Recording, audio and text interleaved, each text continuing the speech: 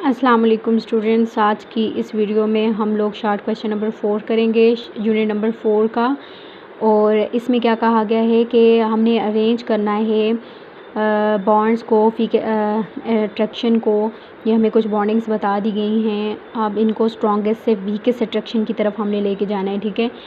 तो यहाँ पे हमें आयनिक बॉन्ड दे दी गई है, कोवलेंट बॉन्ड, हाइड्रोजन बॉन्ड और डायपोल डायपोल इंटरेक्शन दे दी गई है, ठीक है। और कहा गया है कि आप इसको अरेंज करें। तो ऐसा है कि सबसे जो स्ट्रॉन्ग बॉन्ड होती है वो आयनिक बॉन्ड होती है, और फिर उसके बाद कोवलेंट बॉन्ड, फिर उसके बाद हाइड्रोजन बॉन्ड, और फिर उसके बाद डायपोल डायपोल इंटरेक्शन। सबसे जो वीक है वो ये डायपोल डायपोल इंटरेक्शन आ जाती है इन चारों में। और जो स्ट्रॉन्ग होती है वो आयनिक बॉन्ड होती है, आयंस के दरमियान है, अच्छे से जुड़े हुए होते हैं। Covalent bond mutual sharing of electron होती है, ये भी अच्छी बॉन्ड है, स्ट्रॉन्ग बॉन्ड होती है, लेकिन इसके मुकाबले में वीक होती है। यहाँ पे हाइड्रोजन बॉन्ड में और डायपोल डायपोल इंटरेक्शन में ऐसा है कि कोई भी इलेक्ट्रॉन का देना लेना तो कुछ भी नहीं होता ना। इनको हम इस वजह से भी सिर्फ इंटरेक्शन कह देते हैं, क्योंकि ये कोई बॉन्ड असल में इनकी इलेक्ट्रॉन देने लेने से तो नहीं बनती, ये तो थोड़ी देर के लिए उनके दरमियान इंटरेक्शन हो जाती है।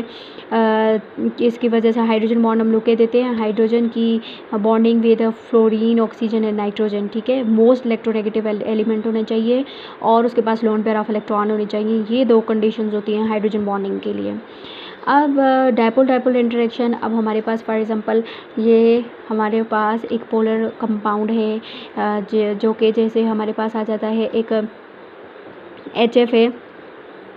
अब इसका ये एक इसकी इलेक्ट्रोनेगेटिविटी की वजह से इसके ऊपर नेगेटिव आ जाता है, पार्शियल नेगेटिव, और इसके दरम्यान आ जाता है पार्शियल पॉजिटिव।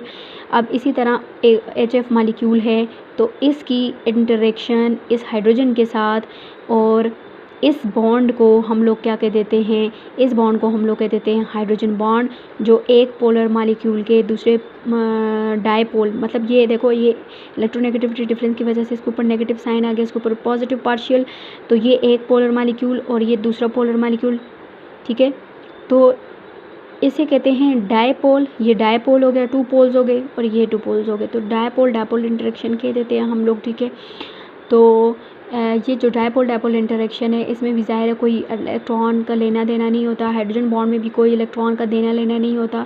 तो इसीलिए हम कहते हैं जो आयनिक बॉन्ड है इसमें तो कंप्लीट ट्रांसफ़र ऑफ इलेक्ट्रॉन से बनती है। Covalent bond mutual sharing of electron होती है बिटवीन 2 एटम। तो सबसे ज़्यादा स्ट्रॉन्ग कौन सी है, आयनिक बॉन्डिंग है। इन चारों को हम डिस्कस कर रहे हैं इस वक्त, इन चारों में कौन सी ज़्यादा स्ट्रॉन्ग है, तो आयनिक बॉन्ड है, फिर उसके बाद कोवलेंट बॉन्ड है, फिर उसके बाद हाइड्रोजन बॉन्ड है, और उसके बाद डायपोल डायपोल इंटरेक्शन, मतलब सबसे वीक डायपोल डायपोल इंटरेक्शन है और सबसे स्ट्रॉन्ग आयनिक बॉन्ड है।